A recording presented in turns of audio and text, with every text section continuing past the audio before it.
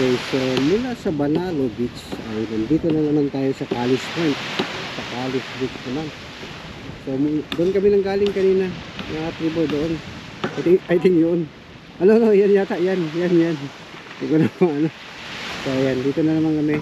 Ito yung spot kung saan dito kami mag overnight stay. Dito kami matutulog ngayon. Kaya alas 4 na siguro ng hapon. So dito na lang kami. Mentras maliwanag pa at kalma naman ng konti. Ayun yung paligid so far dito sa Calis. Isa sa mga buhangin ng mga tribo. So ayan, ipalad pa rin ulit tayo sa ating pangalawang pagkakataon na puntahan natin ito. So ayan si Ben, kasama ko siya ngayon. Ayan si Coron Island Tribes, Diyos, nag-iisa na rin. Si Boy Tribo nandoon, si Libot Pilipinas yung bago natin kasama, si Sandy Click nandito. So ito yung paligid ng aming spot na napuntahan ngayon. So napaka blue ang sky guys, no? Mga katribo. So ayan yung ano natin ngayon, weather dito, mga alas 4 na ng hapon, and then ano lang ng araw. So napaka ano ng buhangin, no? Ano lang to, hindi lang kasi ito na maintain, kasi ito yung public at saka sa tribo mostly dito sila nag picnic. Mga bisita sila kagaya namin, dito nila dinadala. Bugso naman bisita dito. Wala kasi nag-maintain dito, pero pag ito ay ma-maintain ng mayroong mag-volunteer kasi maraming na kasama sa ano, sa wave, sa kuryente, yung mga plastic. May ilan-ilan, hindi naman marami, yan lang naman makikita ninyo.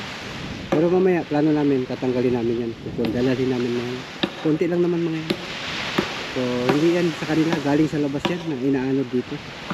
Ayan, so yeah, dito muna kami nag-ano yung power ng ano, si Bem. Sama ko siya kasi siya yung ano ng panggatong, first coach yung panggatong namin guys. Tapos yung dalawa doon si Cindy ayun yung gears na namin. So mamaya pakita namin sa inyo yung setup namin, no? Paano, yung tent, yung duyan. So ito yung aking season 2 dito sa Coron. Katagal-tagal kong hindi nakapag-upload o paggawa ng video. So guys, this is all for you mga katribo. Salamat na nandiyan pa rin kayo. So ito to you later.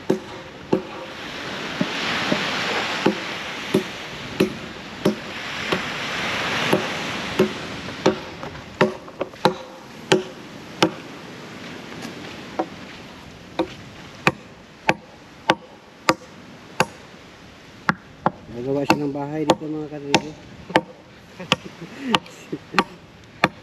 Kinunot na namin yung kaligid ng bahay. Ginawa panggatong. Ginawa panggatong yung kaligid ng bahay. Patawarin. Tingnan nga natin yung dalawa dito. Ano medyo ginagawa na ito. Ito yung baon ng tubig. So ito yung sitwasyon guys. Mga katribo. Ito ay may pulo dito. May dalawang pulo, ay may isang pulo, may dalawang nuno sa isang pulo. Ayan, nagbibigay ng shade yung puno, no? Napakalaking bagay niya dito sa area dito, sa spot na ito. Alright. So dito tayo. Kukuha lang tayo ng ano guys, ng konting crudo. Andito kasi nakapark yung sasakyan namin sa kabila, no? Opposite. Kasi in kaso maghibas at saka maglakas mamaya, naka-set up na siya dito, naka-plasta na. So ayan yung sasakyan natin, ay kagawad kay Coron Island Tribe. Yung ginamit natin, nag-isang bangka lang kami ngayon. But dati yung Armen, ito ngayon, walang pangalan. Tawagin na lang natin yan si Kagawad Ride.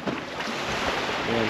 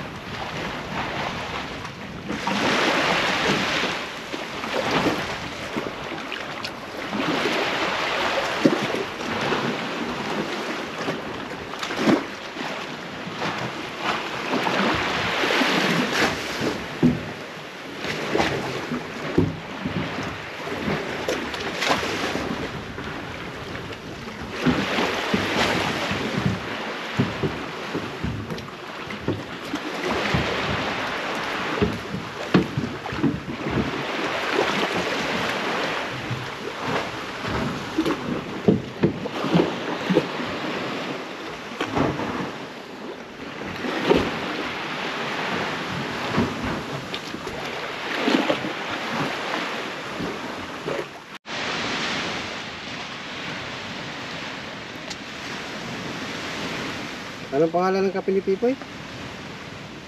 Emerging champion. Yung barako. Hindi, ano yun, hindi kapeng barako. Pero tumitira ka ng kapeng barako. Hindi na rin. Hindi na.